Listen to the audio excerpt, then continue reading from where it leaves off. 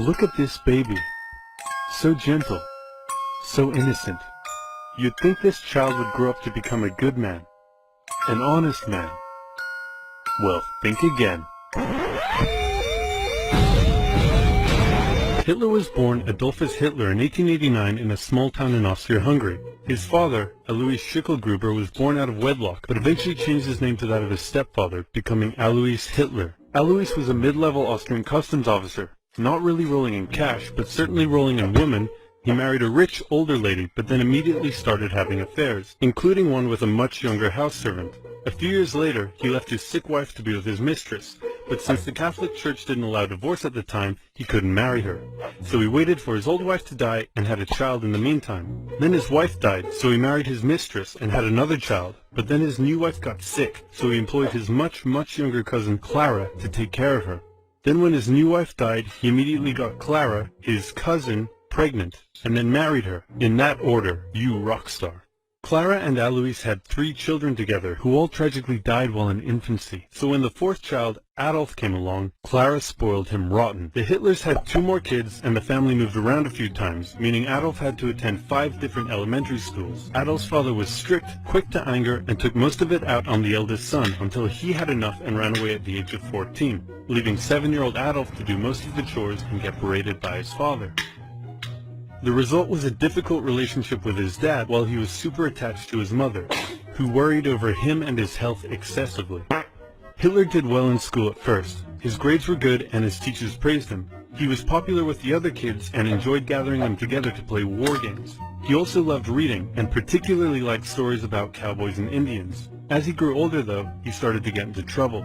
He was caught smoking once, organized a raid on a local orchard, tormented his pro-Austria religion teacher with symbolic gestures, displaying his allegiance to the idea of united Germanic people under a greater German state in defiance of Habsburg Austria. You know, the usual.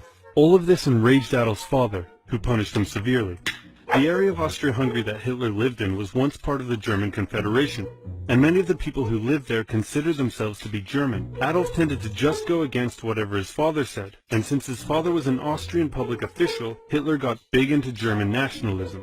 This enraged Adolf's father, who punished him severely. Around this time, a family tragedy struck. His 6-year-old brother, whom he loved a lot, died of measles when Adolf was 10, and was buried in a cemetery just across from their home. Around this time, neighbors reported a change in the young boy. Strange behaviors such as talking to trees and staying up late staring at the stars from the cemetery walls. He lost interest in religion, and his school grades started to decline, which enraged his father, who punished him severely. It also didn't help that he had just entered high school, and the cool city boys treated him like a rural peasant. He had to repeat a grade and had little interest in most school subjects, instead spending his time reading and drawing, which he was quite good at. One day his father said, "Son, someday you'll be a big-balls public official like me." And Adolf replied, "No, father, I'm going to become an artist and soar high above the clouds with the eagles." This enraged his father, but by this time he was an old-ass man, so he just sort of let it go, and then died of a lung hemorrhage. Hitler just about passed his final semester, and celebrated in the typical way, by getting blackout drunk and wiping his ass with the certificate. However, he didn't take the overall final school exam, instead just dropping out. The now 16-year-old boy was unemployed, without much purpose in life, and for the next 3 years he stayed that way. He spent most of his time at the opera with his only friend, August Kubizek. Kubizek later wrote his memories of the young Hitler, and said he was passionately interested in many things, felt he was in many ways better than others his age, was quick to anger just like his father, and an incredible speaker once he was ranting. When he was 18, he said a very sad goodbye to his mother and went to Vienna to take the entrance exam for art school. He failed. Soon after, he had to return home. His mother was sick, and her health was rapidly deteriorating. Hitler stayed by her side, and when she eventually died, the family doctor said he had never seen someone so overwhelmed with grief as Hitler was. Then Hitler returned to Vienna, still hoping to find a career in the arts, but he never did. Instead, without parental support, Hitler ended up on the streets. Now in his early 20s, he spent a few rough years living in and out of homeless shelters, making what little he could from selling postcards he painted. It's hard to pinpoint exactly when and how Hitler's extreme ideological beliefs formed, but his time in Vienna would have certainly played a role. Anti-Semitism was widespread in the city. The mayor, whom Hitler supported, was an outspoken anti-Semite. There were many right-wing, anti-Semitic newsletters, which Hitler took a keen interest in. He bought into the conspiracy theories and became a firm believer in the idea that there are many races in constant struggle with one another, the purest of which were the German Aryan people, and the worst of which, he believed, were Jews. Since Austria-Hungary was a multi-ethnic empire full of lesser races, Hitler wasn't a fan. So when he was 24, he moved to Munich in Germany to avoid doing military service, and for one more year he was a drifter on the streets, until something huge happened. In 1914, long-standing tensions in Europe erupted into the First World War. Crowds across Europe celebrated the news. Within days, Hitler volunteered for the German army. The war gave him a purpose in life. His fellow soldiers gave him friendship and brotherhood.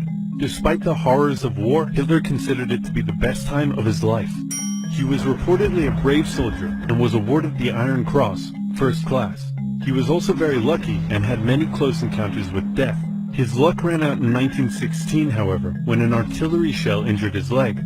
He went back to Germany to recover and was outraged to find a general apathetic anti-war attitude among the exhausted and hungry German populace. With the war turning against Germany, he returned to the front lines, but was temporarily blinded by a British gas attack in 1918. A month later, still recovering in hospital, Hitler learned of Germany's defeat and surrender. The terms of the peace treaty were tough on Germany. It had to pay a lot of money and lose a lot of soldiers. These conditions weakened Germany and humiliated the German people. Europe's borders changed after the war too. New countries were formed out of Russia's lost territory, Austria-Hungary was dissolved, and there was one big new country splitting Germany into two. Hitler, seeing the country he loved humiliated like this, said that hatred grew in him for those responsible, by which he meant communists and Jews, who he believed had stabbed Germany in the back by spreading dissent and anti-war propaganda back home. His military had to be reduced. Hitler could no longer remain a soldier after the war, but he kept working for the army as an informant. After the war, communists in Germany had attempted a revolution, and the government was worried about communism in general. So Hitler was tasked with infiltrating and reporting on any new political parties that could pose a communist threat. A new party called the German Workers' Party threw up a whole bunch of red flags, so Hitler went along to one of their meetings, but found that they weren't communist at all. They were extreme right and shared many of his extreme beliefs, so he left the army and signed up to join the party. His fantastic speaking abilities impressed the party's leadership and supporters, and he very quickly rose to the top.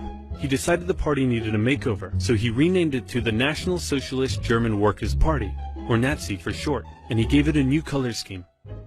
The Nazis weren't very specific on policy, but Hitler made extravagant promises to return Germany to its former glory by undoing the Treaty of Versailles and reuniting all ethnic Germans into one nation. He also said that only pure Aryan people should be allowed to be citizens and that all Jews would lose their citizenship. These ideas were already common in extreme right politics, but what set the Nazis apart was Hitler himself, and they quickly became the leading party on the extreme right. Many of the political parties in Germany at the time had paramilitary wings, and the Nazis were no different. Hitler set up the very descriptive Whole Protection Detachment, later changed to the very delightful Gymnastic and Sports Division, and finally settling on the ominous Storm Detachment, or SA for short.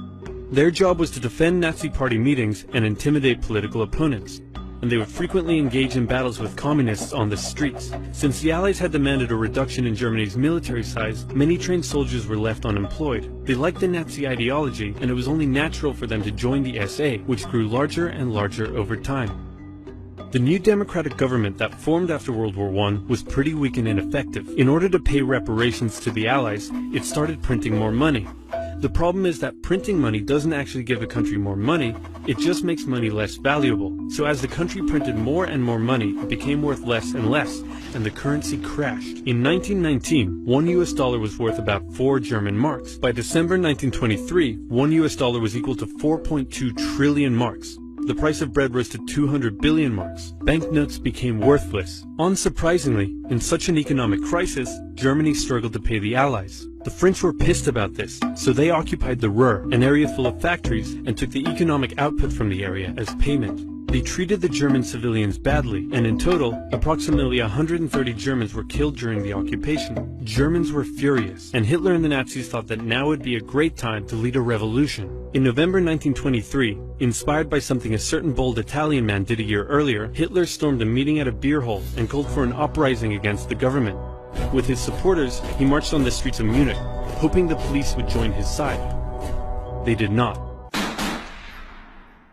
Hitler was put on trial for treason. He could have been sentenced to life, but the right-wing judges thought he was a pretty cool guy. Hitler knew the judges and knew that they would be lenient, so he took the opportunity to make impassioned speeches during the trial. And in the end, he was sentenced to just 5 years in prison, of which he only served 9 months, and when I say prison, it was more like a pleasant hotel stay where he had plenty of time to write a book.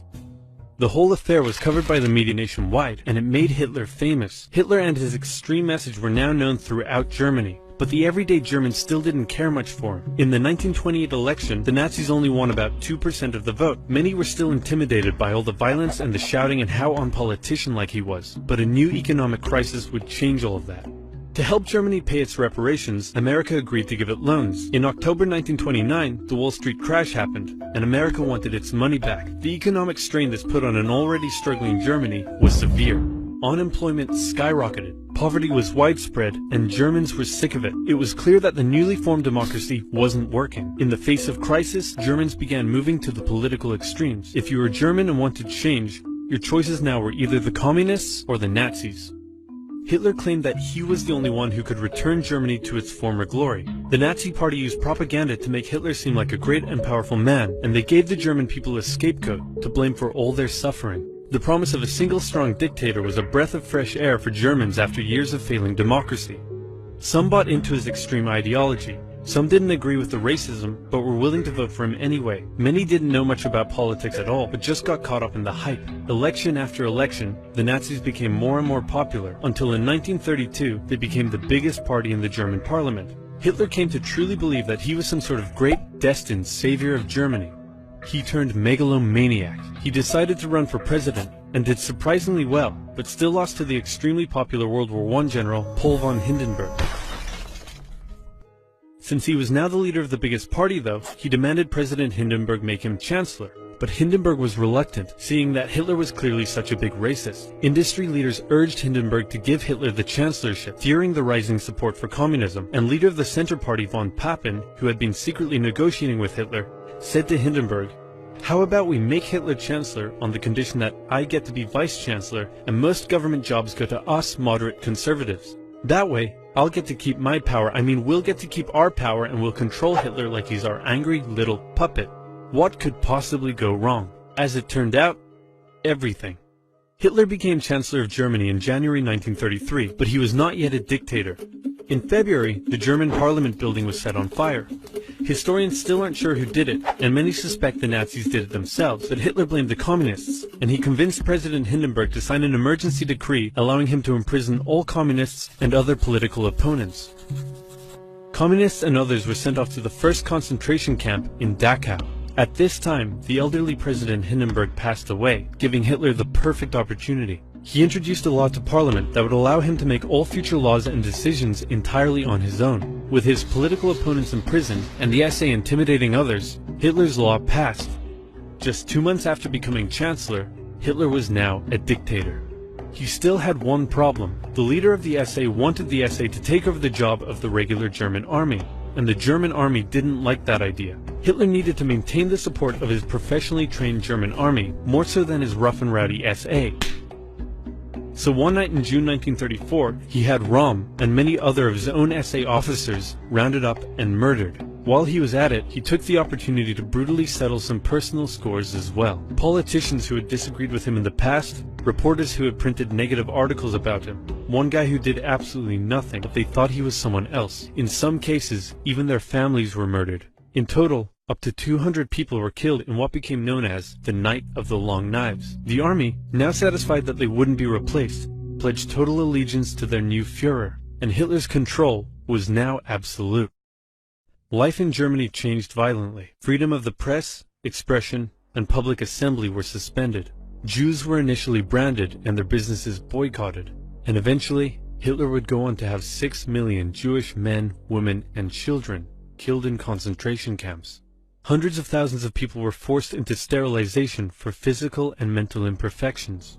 The Hitler Youth became a way to brainwash the young. Boys were trained to fight and returned home from camp violent. Girls were told their purpose was to have many pure Aryan children, and they would sometimes return from camp pregnant. When their parents were understandably horrified, their children would threaten to turn them over to the Gestapo for standing in the way of Germany's greatness. The standard greeting changed, and you could be sent to a concentration camp for not using it. This way, it seemed like everyone was a Nazi supporter. If you dared oppose Hitler, or speak out against him in any way, you also would be sent to a concentration camp. German nationalism captivated the young Adolf. Extreme ideology and anti-Semitism festered in him as a young man living a hard life on the streets. Germany's defeat in the First World War filled him with hatred and a thirst for vengeance. A political movement that treated him like a god, and hundreds of thousands looking up to him as their savior, made him a megalomaniac. And soon, his aggressive foreign policies would drag the world into a second tragic global conflict, otherwise known as